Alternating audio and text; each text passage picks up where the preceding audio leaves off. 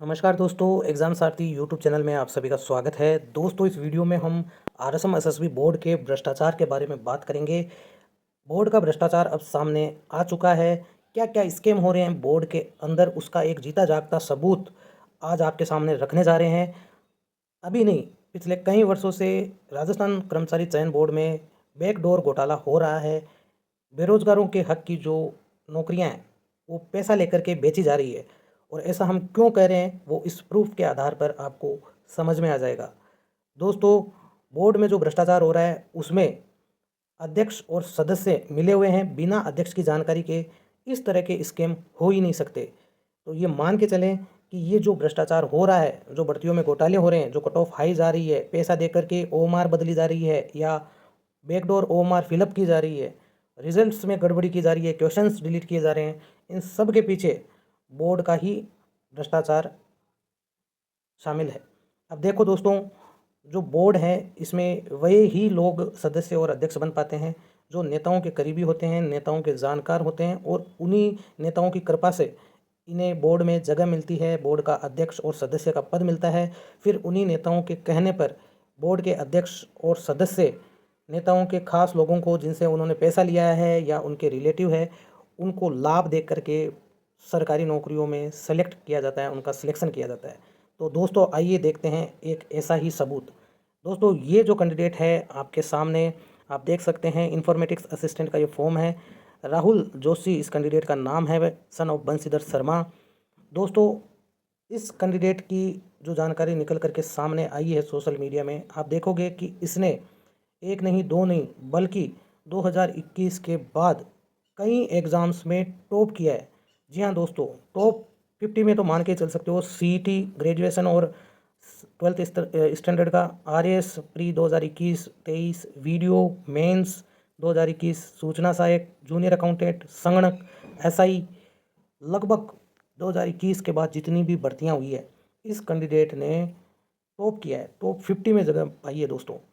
दोस्तों, इस कैंडिडेट की कुछ मार्कशीट्स सोशल मीडिया में वायरल हो रही है, और इसके अलावा इसकी जो एजुकेशन क्वालिफ़िकेशन है, जो डिटेल्स हैं, वो भी फॉर्म में फिलअप की गई है, जिन्हें देखने के बाद आपको और भी ज़्यादा आश्चर्य होगा कि कैसे इस कैंडिडेट ने ग्रेजुएशन की है, कैसे इसने 10th 12th की है। आप देख सकते हो कि इसने सेकेंडरी पास की थी 2005 में 79 पॉइंट समथिंग परसेंटेज के साथ। इसके बाद देखो दोस्तों, इसने 12वीं पास की है साइंस से 2009 में, वो भी 76 समथिंग 70 परसेंटेज मार्क्स हैं इसके कुछ। और देखो दोस्तों, 2009 में, 4 साल बाद में, आखिर ऐसी क्या मजबूरी रही होगी कि 4 साल बाद में इसने ये की है। और उसके बाद पीजीडीसीए अभी चल रहा है, जो कि ओपन से चल रहा है, रेगुलर नहीं है। और जैसा कि आपको पता है पीजीडीसीए कैसे होता है आजकल, पैसा दे करके नॉन रेगुलर। ग्रेजुएशन देखो दोस्तों 2020 में की है, यानी 12th की थी 2009 में, और ग्रेजुएशन की है 2020 में, वो भी वर्धमान ओपन यूनिवर्सिटी से, वीएमओयू से। तो दोस्तों, वो भी आप देख सकते हो बीए की है। साइंस का कैंडिडेट बीए कर रहा है 2020 में, जब कोविड चल रहा था, और 53% से पास किया है ओपन यूनिवर्सिटी से। तो ये अपने आप में एक माना जा सकता है कि जब कोविड चल रहा था तब सबको पता है कि किस तरीके से प्रमोट किया जा रहा था कैंडिडेट्स को। तो इसी चीज़ का इसने फ़ायदा उठाया, और 2009 के 11 साल बाद, 12वीं करने के बाद, अचानक से इसने ओपन यूनिवर्सिटी से कोविड के समय एक डिग्री ले ली। तो संभव है कि ये जो वर्धमान ओपन का ग्रेजुएशन की जो डिग्री है, ये भी फर्जी रही होगी, क्योंकि 11 साल बाद अचानक से एक महामारी के दौरान कोई ग्रेजुएशन की डिग्री ले रहा है, तो कुछ ना कुछ उसके पीछे योजना ज़रूर है। अचानक से वो कैंडिडेट 11 साल बाद आकर के ग्रेजुएशन क्यों करेगा? कहीं ना कहीं उसे कुछ ऐसी चीज़ या जादू की छड़ी हाथ लग गई, जिसका इस्तेमाल करके वो आगे जा कर के जो भी भर्तियों में एग्ज़ाम जो होते हैं, वो सारे के सारे एग्ज़ाम करेक्ट करेगा, और ना केवल करेक्ट करेगा बल्कि टॉप भी करने वाला है ग्रेजुएशन होते ही। जिस स्टूडेंट ने 2009 में पढ़ाई छोड़ दी, वो 2020 में अचानक ग्रेजुएशन करता है, और उसके बाद जितने भी गवर्नमेंट एग्ज़ाम्स होते हैं उन सब में टॉप करता है। दोस्तों, यहाँ पर तो कुछ ही एग्ज़ाम्स की मार्कशीट हम आपके साथ शेयर कर रहे हैं। इसके अलावा आप 2021 से लेकर के अब तक जितने भी राजस्थान के गवर्नमेंट एग्ज़ाम, या हो सकते हैं केंद्र के जो गवर्नमेंट एग्ज़ाम्स हैं, उनमें भी इसने टॉप किया होगा। तो दोस्तों, आप देख सकते हो कि यहाँ पर संगणक में 77 मार्क्स इस कैंडिडेट ने प्राप्त किए हैं। इसके अलावा भी दोस्तों बहुत सारी इसकी मार्कशीट्स जो वायरल हुई हैं उनमें भी आप देख सकते हो कि किस तरीके से इसने हर भर्ती में टॉपर्स वाले मार्क्स प्राप्त किए हैं। ये देख सकते हैं आप दोस्तों, वीडियो मेंस 2021 यानी कि वीडियो प्री क्वालिफाई करने के बाद इसमें बहुत कम कैंडिडेट क्वालिफाई कर पाते हैं। इसने मेंस में 127.38 मार्क्स इसने प्राप्त किए 200 में से। तो दोस्तों इतना ही नहीं, वीडियो ही नहीं, जो CET का एग्ज़ाम हुआ था, CET ग्रेजुएशन का, CET 12th लेवल का, उन दोनों की मार्कशीट भी इसकी अवेलेबल है। CET ग्रेजुएशन में भी इसने अच्छे खासे मार्क्स प्राप्त किए हैं। CET 12th स्तर वाले में 300 में से 232 मार्क्स प्राप्त किए हैं, और जो 12th स्तर का CET था उसमें भी बहुत अच्छे मार्क्स इसने प्राप्त किए हैं, 200 से ऊपर ही हैं। एग्जैक्ट अभी पता नहीं है, लेकिन मार्कशीट इसकी वो वाली भी वायरल है सोशल मीडिया पर। इसके अलावा दोस्तों ये वीडियो की 127 मार्क्स लेके आना बहुत बड़ी बात है, और इस भर्ती पे भी पेपर लीक के और घपलेबाजी के आरोप लगे थे 2021 में, लेकिन इस पर कोई कार्रवाई नहीं की गई उस समय के बोर्ड अध्यक्ष द्वारा।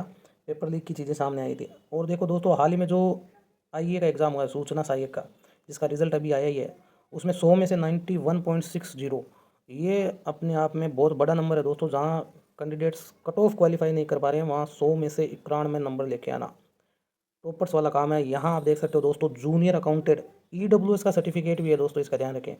EWS का सर्टिफिकेट भी है, और जूनियर अकाउंटेंट में 729.69, ये टॉप 50 में कम से कम ये कैंडिडेट है जूनियर अकाउंटेंट वाले में भी, क्योंकि 576 कट ऑफ गई है, और EWS की तो 530 ही गई है। तो ये कट ऑफ से 200 मार्क्स ज़्यादा है इसके, अपने आप में अद्भुत है।